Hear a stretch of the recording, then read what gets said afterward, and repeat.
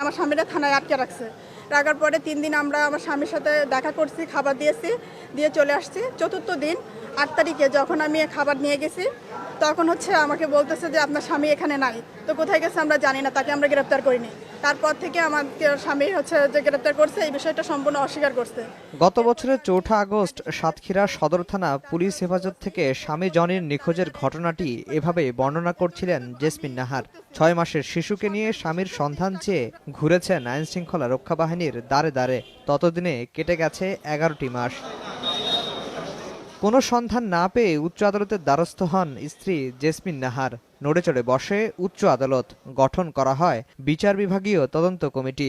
যে committee police হেফাজত থেকে জনির নিখোঁজের সত্যতা পান। এজন্য থানার ওসি, এসআই ও জেলা পুলিশ সুপারের দায় রয়েছে বলে আদালতে প্রতিবেদন দাখিল করা হয়। আশার আলো দেখতে শুরু করেন জনির পরিবার। কিন্তু রোববার নিখোঁজের বিষয়টি পিবিআইকে পুনরায় তদন্তের নির্দেশ দিলে হতবাক হন জনির স্ত্রী। হস্তক্ষেপ কামনা করেন প্রধানমন্ত্রীর।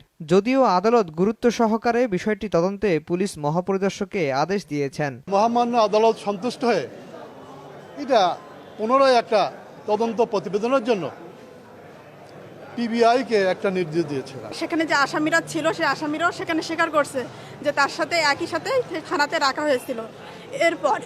পরেও বিচারক কেন যে পিপিআই হাতে দিচ্ছে তদন্তের, এটা আমি বুঝতে পারছি না।